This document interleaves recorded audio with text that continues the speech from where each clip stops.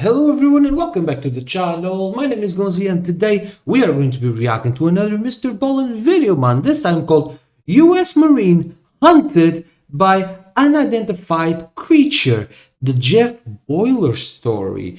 Now without further ado, let's react to this thing, man. You guys know how much I love Mr.Ballen, so let's go. Back in 1997, Jeff Boiler was a fit, single guy that had been in the Marine Corps for a little while, and then he'd been a police Drink officer, water, mate.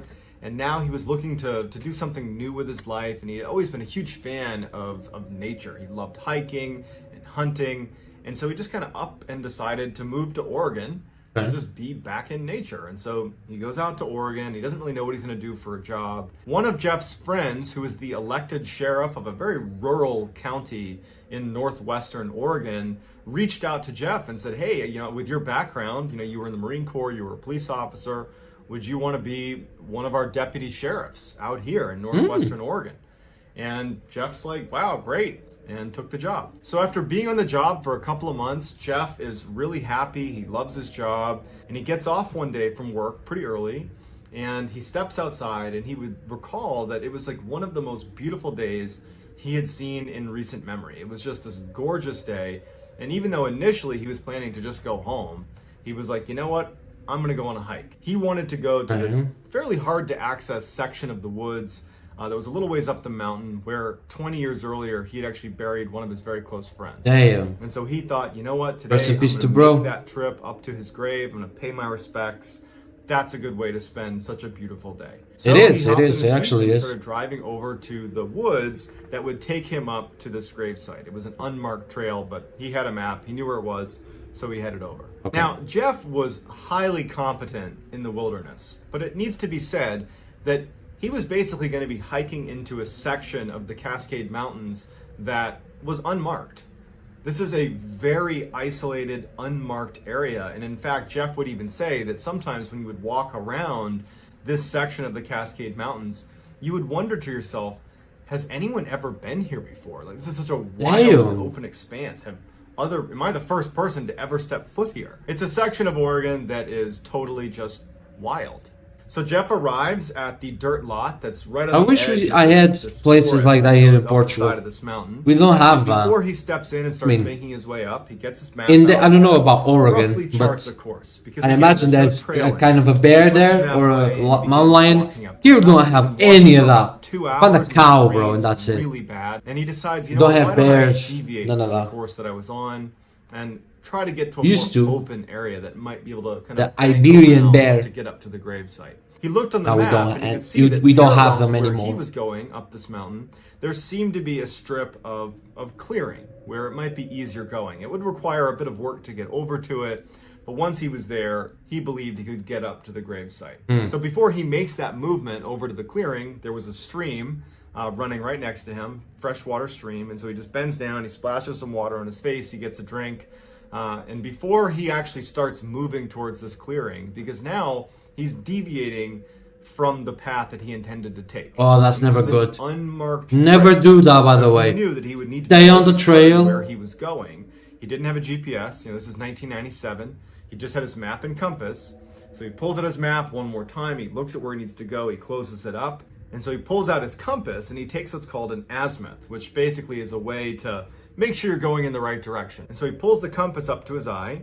And as he's looking, he sees just to the right of his viewpoint, about 20 feet above him, there is a tree and a boulder, and behind that tree, someone is watching him. And so he lowers his compass and he just kind of glances over, and he can tell that it's clearly a figure. It's got 2 eyes in its head and it's looking at him.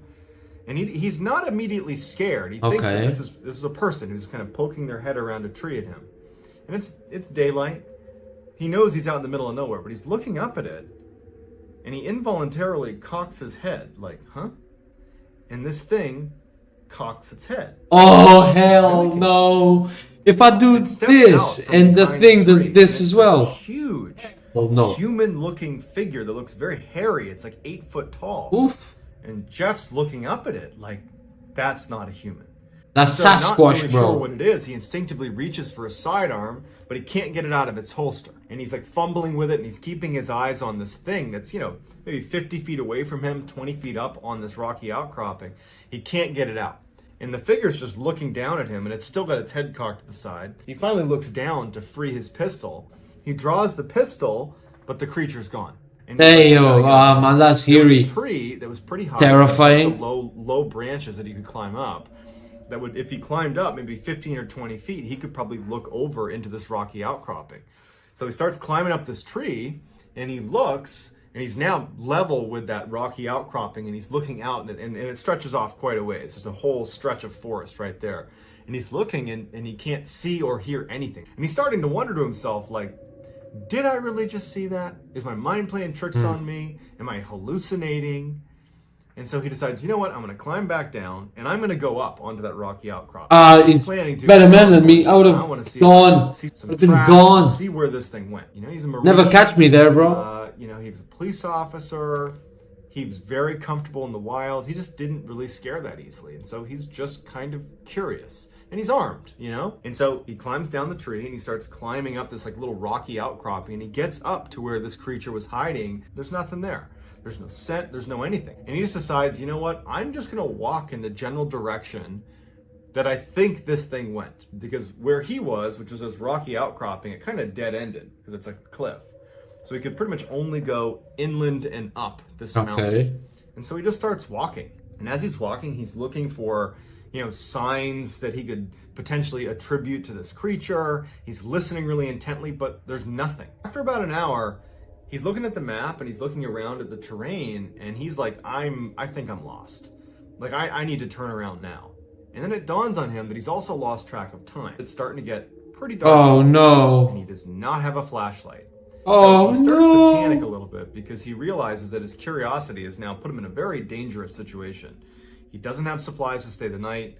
He doesn't have a flashlight. It's getting late, and he's potentially lost. So he tries to compose himself, and he just says, okay, I'm just going to turn around and walk back, because he hasn't seen any indication of this creature or this person. Go home, bro. So he turns around, and he starts backtracking as best as he can. And as soon as he starts moving back, from behind him, he hears what sounds like a very large tree break and smash into the ground. Damn. And he described it as being louder than most guns. Like, it's an extremely loud sound. And he turns around and he looks, and there's nothing there. But he just figured, that's crazy. Like, I'm lucky that no tree landed on me. He's not thinking that could be, the creature, Bigfoot. yeah. He's thinking that a tree just fell, and I'm lucky it didn't land on me. And so now, even though he is not connecting the falling tree with this creature or person he saw, he's in a bit of a panicked state. And so he can't help but associate the experiences. And so he finds himself, as he's walking now a little bit faster and faster away from where he just was, looking. Why did he over chase the it though? direction That's my only of where that question. tree fell and Because where I he would believed not this have done that creature or if I person saw was. Bigfoot, And as yeah, he's or walking, something looking ahead where he needs to go, like peering that. over his I head, would have looking just shoulder over turned over around him. and ran He hears straight to my another car, bro. loud snap and fall, and it stops him dead in his tracks. It was ahead of him, off to the right, basically on the exact opposite side of where he had come from. And he's thinking to himself, in all the time that I've spent in the woods, it's so rare to be around a tree suddenly falling. I've lived near a forest, bro. I never heard a tree fall. Not even during storms, bro. Two large trees break and fall, independent from one another, in the same small area but not connected. That's pretty rare. It is. And he's thinking to himself, if that creature or person had anything to do with it, how did it go from over there to all the way over there without me hearing it? It's moving around without me being able to spot it. And so the hair on the back of his neck stands up, and he's starting to feel very uncomfortable. He's being hunted. And so he keeps on walking the path. Being begins to hunted. veer off away from the second I don't know about that one, he figures, Chief. I'm just going to split the difference and kind of go a little bit to the left and avoid that falling tree. It looks like it. To be honest, distance from this falling to think tree, about it, it's getting get down stalked the more mountain than as I think quickly as can. hunted. And so as he starts moving in this Which kind of might be slightly the new same, I direction, don't know. he hears a third falling tree. And Bird now it's falling back tree. on his left side, closer to that first one he heard. Except it's closer to him now. He turned around and he couldn't see the result of a large tree falling. So he heard it, but he's looking and he can't see anything.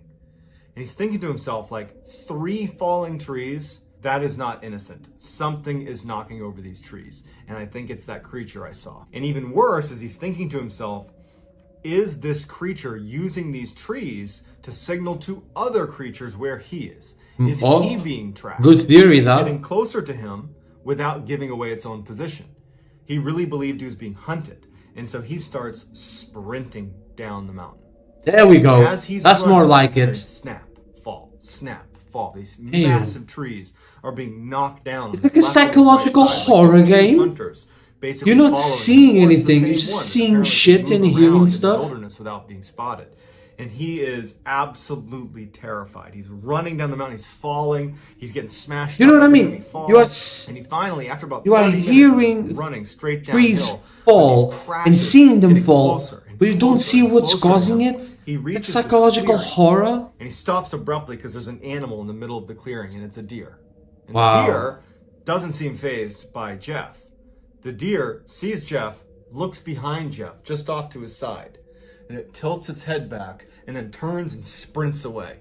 It wasn't running from Jeff. Follow the Running deer. from whatever was Follow right it. behind Jeff. Go where he Jeff goes. stops, and he starts turning his head in the direction. Nah, where the deer is man. looking, and he can't see anything. And as he's looking, another tree slams, smashing down right behind where he was. He takes off sprinting. He knows he's maybe a half mile from his car at this point. And now, as he's sprinting through this field, all he hears is just a cascade of these crashing trees as he sprints the final stretch to his car. He Damn. pulls out his key and he starts clicking the automatic locks. And he can't tell if it's working. And he's panicking that it's not going to work in time and he's going to get to his car and it's going to be locked. And he's fumbling with his keys to open the door. And now the crashing has all stopped. And he's just waiting for this thing to jump out and grab him. He manages to open his car, jumps inside, slams it, starts it up, and peels out of there. And then he went back to his office where his sheriff was, and he told him what happened, and he felt ridiculous telling him. And his sheriff was like, I get reports like this all the time. This side of the Cascade Mountains, in that very remote section that you were in, All the time. we get reports like that all the time. I believe you. If you want to file a report, go for it, but chances are good it's never going to be followed up with. This is just a phenomenon of being out here in the wilderness. Some people believe it, some people don't. Decades would go by and he would finally share his story, which is why we're hearing about it now. Damn. But when he tells that story, if you watch it on Paranormal Witness, I'm gonna watch you're it. listening to it like it happened yesterday. This has stuck with this man, and it's clear it had a I don't profound doubt he impact. saw something. So while there's never been any substantiated claims of Bigfoot actually existing, some of these reports are eerily similar to one another, and some of the people detailing these sightings are people like Jeff, who really has no reason to lie or embellish. He doesn't really stand to gain much. In fact, he stands to lose, because he could be labeled as kind of like a kook for believing that that's Bigfoot true. chased That's him. true. So the way I like to look at stuff like this is just to keep an open mind. We don't know half the stuff that's in our ocean. You know, we barely know anything. More than in the half, universe. brother.